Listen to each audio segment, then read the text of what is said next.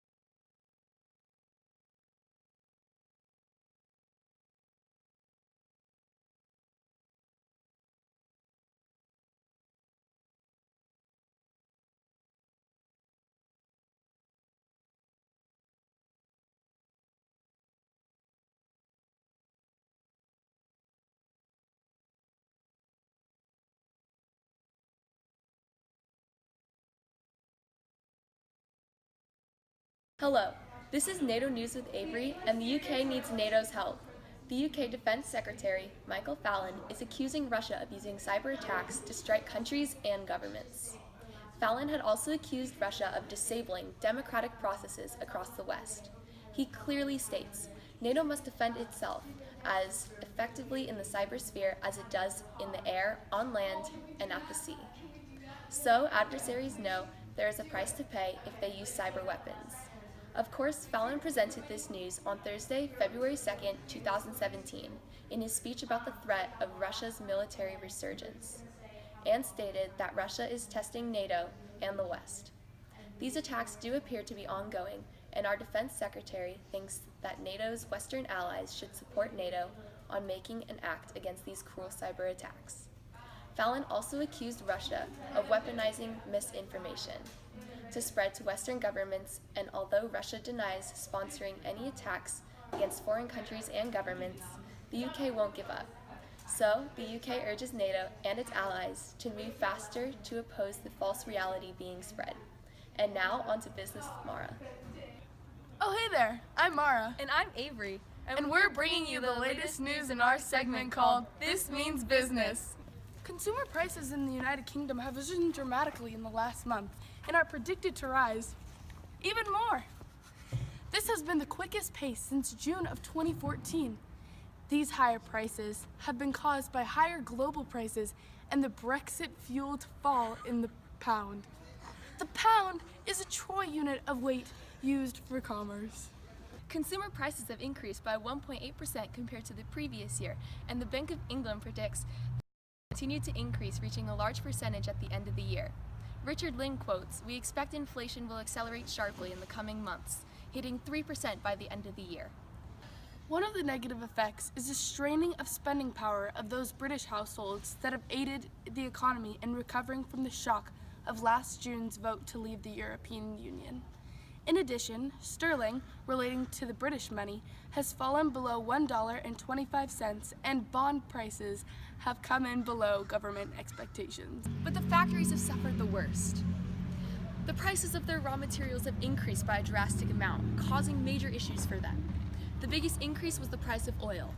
The fall of the pound is beginning to cause troubles. Consumers like Kristen Forbes have stated that they are becoming uncomfortable with the commitment the bank has made to the neutral policy stance. Some consumers are arguing that if the prices continue to rise and cause more pressures on them, then the interest rates should also rise. However, many other consumers are not arguing strongly enough. Therefore, nothing has been put into action. Since July of 2014, food prices have shown the smallest amount of increase, while chocolate and sweets have risen by almost as much as 5% on the month. Retail price inflation has also risen to its highest 2.6%.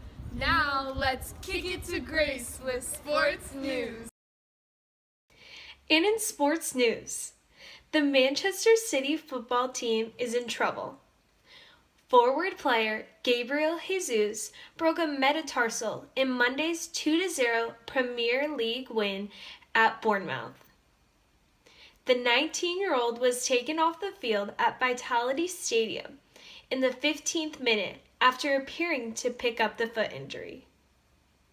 Manchester City said in response that he will undergo further examinations in the coming days to establish the extent of his layoff. But if he is found injured, it is said that he will have no exercise in sport for 4 to 8 weeks, depending on the extent of his injury. The player had just started playing with Manchester City in January. He has only played 5 times for the team and is deemed a valuable player. Without him, the fate of his team is uncertain. In other news involving football, Chelsea is currently in the lead for the English Premier League, which is the football league that teams such as Manchester City, Arsenal, Liverpool, and much more are in. Many teams are fighting for the number 1 spot in the league. The next game that Chelsea plays is on Saturday, February 18th. Be sure to watch to see if they can hold their number 1 spot. That's all for sports. Now on to weather with Amelia. Thanks, Grace. Let's take a look at the weather.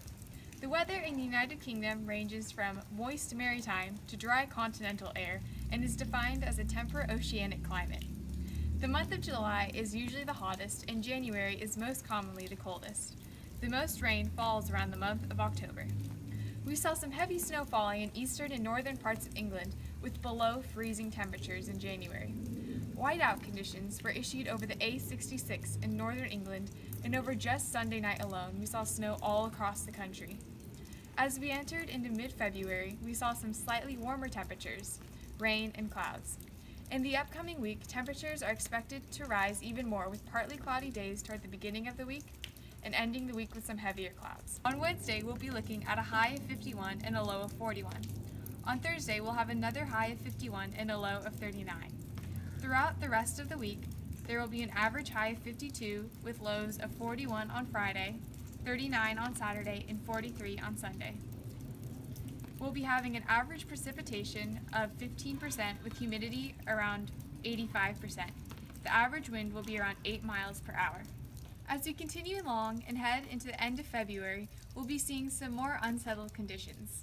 A few rainstorms will start heading east with some brief cold interludes and a risk of snow in the north. Most of the United Kingdom will experience some breezy weather, with the strongest winds taking place in the north and the west. Drier conditions will be seen in the southeast. Temperatures will rise to slightly above average, but it will feel colder at times due to the winds. As we look even farther in advance to March, the weather looks also a bit unsettled. There will be a few spells of wind, rain, and snow, and again some above average temperatures. That's all for this segment of United Kingdom News 9.